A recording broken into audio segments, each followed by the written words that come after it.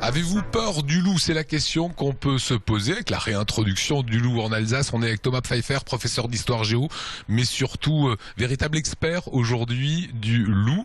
D'où vient cette passion du loup? On va le rappeler aux auditeurs, aux spectateurs d'Alsace 20. Alors, juste retour naturel du loup.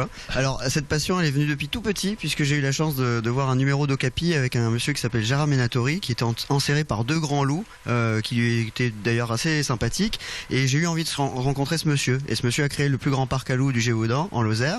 Et j'ai eu la chance de rencontrer sa fille, Anne Menatori, qui a grandi avec des loups. Et j'ai eu la chance par la suite d'être saisonnier dans ce parc, de les approcher et effectivement de me rendre compte que c'est un animal vraiment effectivement peureux à l'égard de l'homme. D'accord, le virus est rentré comme ça. Le virus est rentré comme ça et il ne m'a plus quitté et je crois qu'il m'habite même. Voilà. Ouais, je crois que vous êtes très habité, pour preuve tous les objets ici qui nous entourent. Oui. Je vois ça, vous venez de me dire que vous l'avez trouvé sur Internet. Oui, c'est-à-dire que j'essaye d'acheter en vue de mon projet de Maison du Loup quelques objets qui serviront à montrer effectivement comment on se prémunissait dans le temps les ancêtres par rapport à la peur du loup.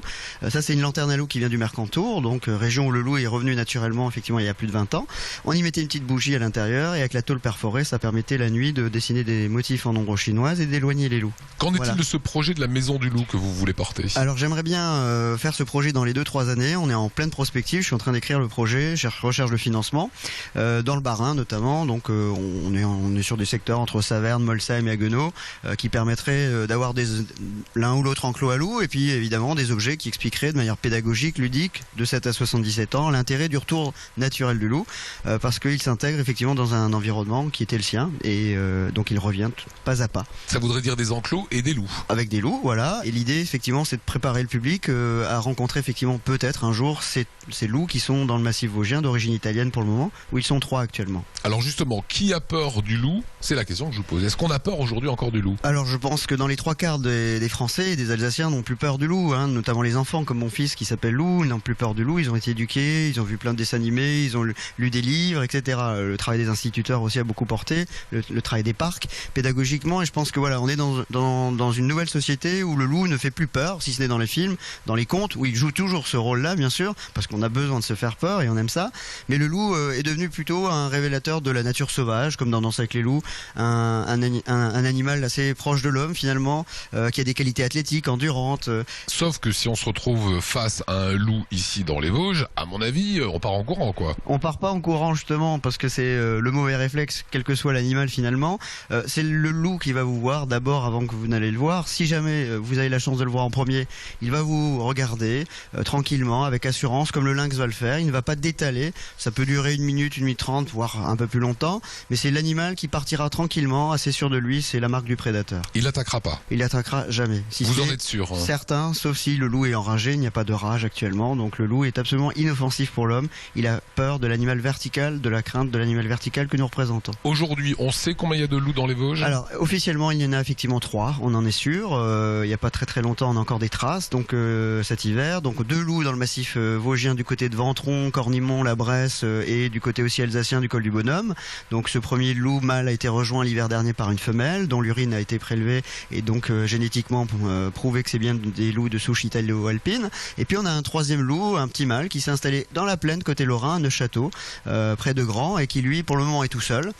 Donc pas de perspective de meute possible. Donc 3 loups resteront pas. Si le gibier est là, oui. Si le couvert forestier est là, oui. Mais il faut effectivement du sang neuf parce que chez les loups il n'y a pas de consanguinité.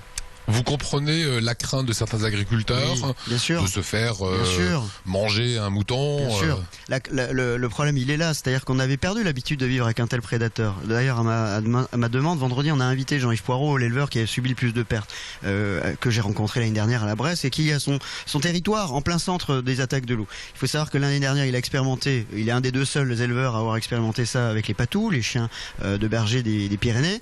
Là où il a mis le patou, il a eu une seule attaque. Ça veut dire que concrètement, ce chien chasse le loup. Ce chien chasse le loup, protège très bien les moutons. Bien sûr, il ne faut pas un seul patou quand on a 400 moutons. Il avait 4 parcs, mais ça a suffi vraiment à diminuer de manière très conséquente les attaques. Moi, ce que j'essaye de dire, c'est que le loup a sa place, mais avec l'éleveur, de créer, si on veut, de l'écotourisme autour du loup. Aujourd'hui, le loup, c'est peut-être aujourd'hui vu comme une contrainte, mais ça peut être vu dans un avenir proche et certain, dans les quinzaine, vingtaine d'années, comme dans les Abruzzes en Galice, comme un animal qui va être un levier de l'écotourisme. Vous le voyez, il est intarissable sur le sujet, Thomas Pfeiffer.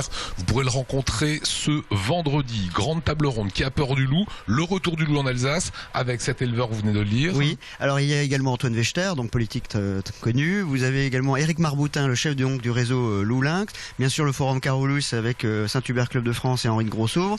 Les chasseurs, la Fédération des chasseurs du Bas-Rhin qui sera présente également, ainsi que moi-même. Donc ça fera effectivement un beau débat, j'imagine, en perspective. Voilà, Intarissa, vous lui poserez les questions qui vous intéressent. Les informations s'inscrivent sur l'écran. Merci à vous. Le Merci. bonjour à Lou, Merci qui est votre beaucoup. fils. Je vous fais un bisou de votre part.